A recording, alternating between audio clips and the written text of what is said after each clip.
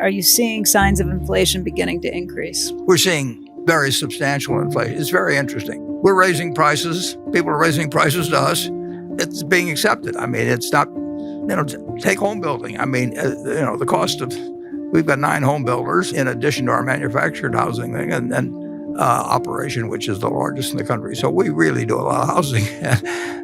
The costs are just up.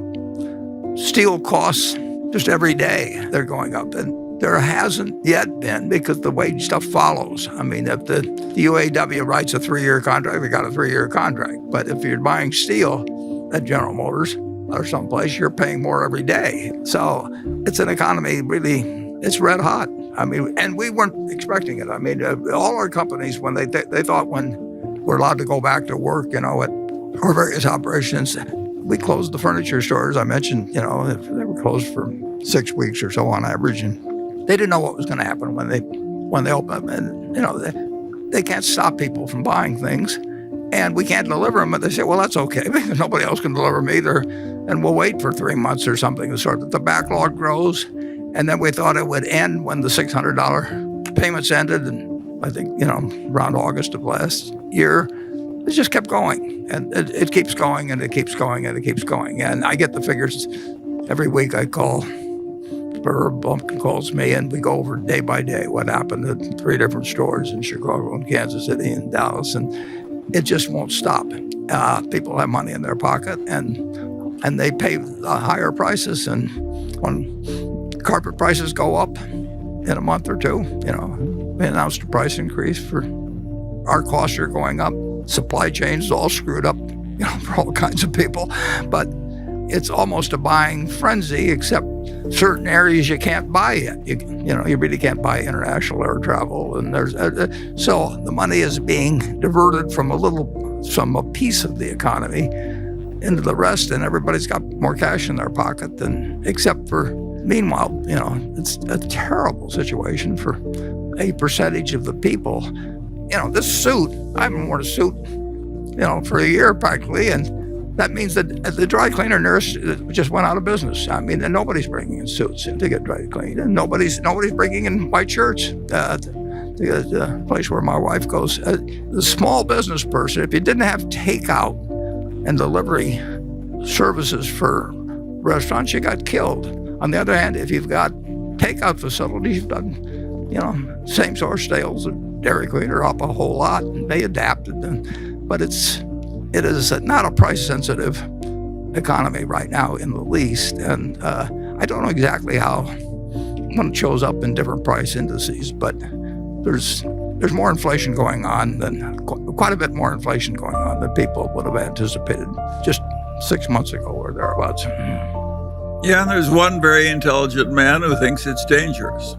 And that's just the start. Inflation is going to affect you. It's certain we will have inflation over time. And we are following policies in this country now to stimulate things, which stimulate business, which are bound to have some inflationary consequences. And to the extent that we borrow money from the rest of the world, it would be very human on the part of politicians in the future decide that they would rather pay the rest of the world back in dollars that are worth far less than the dollars they borrowed. I mean, it's the classic way of reducing the impact and cost of external debt, and we're building up a lot of external debt. I always find it interesting when politicians now talk about using the taxpayers' money to do this and the taxpayers' money to do that, and how the taxpayers are paying the bonuses at AIG. We haven't raised taxes at all in this country. Taxpayers are paying nothing beyond what they were paying a couple of years ago. As a matter of fact, the federal revenues this year, which were close to $2.6 trillion a couple of years ago, maybe more like $2.3 trillion. So we are taking less money from the taxpayers. The people who are really paying for the things we're doing now will probably be the people who are buying fixed dollar investments, much of it from the U.S. government, and who will find the purchasing power when they go to redeem those investments to be far less. So you might say that the AIG bonus is probably the Chinese are the people that are ultimately paying the most in terms of the loss of purchasing power they will have with their holdings of government bonds, U.S. government bonds many years down the road. But it sounds better to say the taxpayer than to say the Chinese are paying for it. It's an interesting situation. I read that comment every day about how the taxpayers are doing this and that. And I haven't had my taxes raised. You haven't had your taxes raised. They're giving me $250 back here pretty soon. Taxpayers haven't paid anything so far. And my guess is that the ultimate price of much of this will be paid by a shrinkage in the real value of fixed dollar investments down the road. And that will be the easiest thing to do. And if it's the easiest thing to do, it's the most likely thing to have happen. So you will see plenty of inflation. Now, the best protection against inflation is your own earning power. If you're the best teacher, if you're the best surgeon, if you're the best lawyer, whatever it may be, you will command a given part of other people's production of goods and services, no matter what the currency is, whether it's seashells or Reichsmarks or dollars. So your own earning power is the best by far. If you're the best journalist, whatever it may be, you will get your share of the national economic pie, regardless of the value of whatever the currency may be as measured against some earlier standard. The second best protection is a wonderful business. If you own the Coca-Cola trademark company, you will get a given portion of people's labor 20 years from now and 50 years from now for your product, and it doesn't make any difference what's happened to the price level generally, because people will give up 3 minutes of labor, 5, whatever it may be, to enjoy, 12 ounces of a product they like. So those are the great assets: your own earning power first, and then the earning power of a wonderful business that does not require heavy capital investment. If it requires heavy capital investment, you get killed in inflation. And with those guidelines, I would tell you the best thing to do is invest in yourself.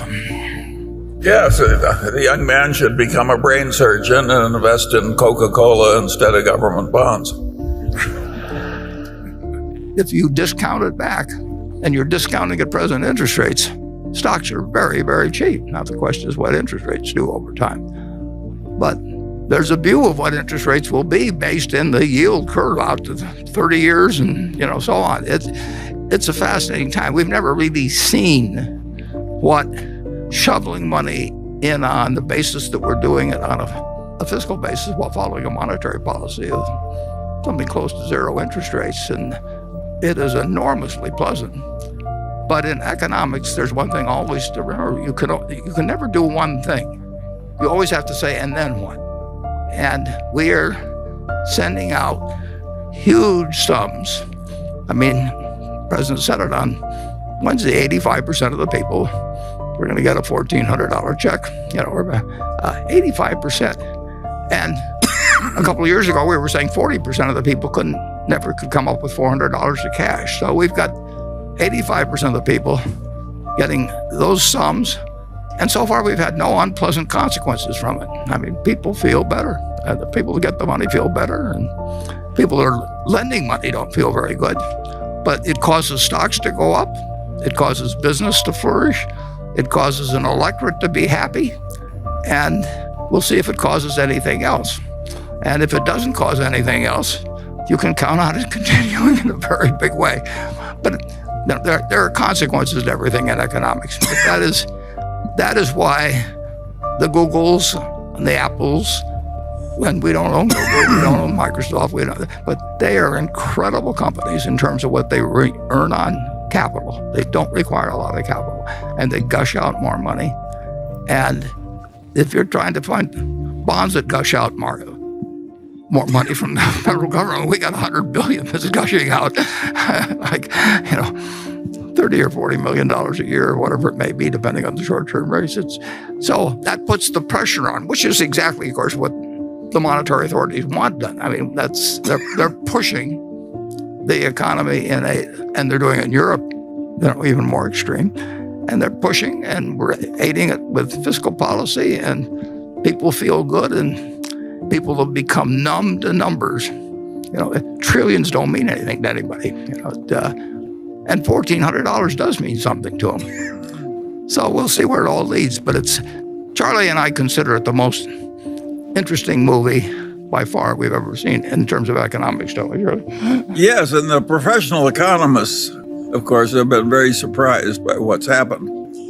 It reminds me of what Churchill said about Clement Attlee. He said he was a very modest man and had a great deal to be modest about. And that's exactly what's happened with the professional economists.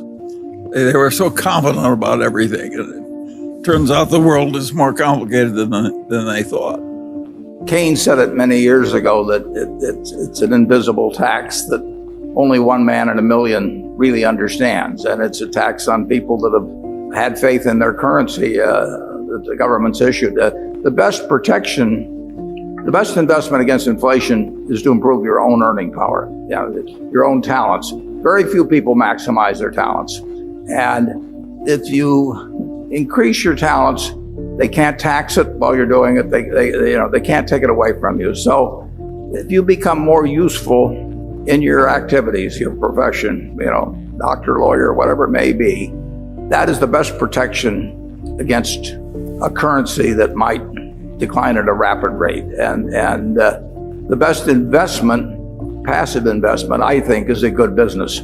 If you own an interest in a good business, you're very likely to maintain purchasing power no matter what happens to the currency. But it's interesting, in the United States, the value of the dollar since I was born has declined by 94% to 6 cents. So inflation is a very cruel tax on people who believe in fixed dollars, but things can work out pretty well even during inflationary times. I mean, if somebody told me when I was born, that the dollar bill is going to go to 6 cents, I might have said, let me go back. I'm not interested in emerging into that kind of a world. But actually, it's worked out pretty well, so I have no complaints.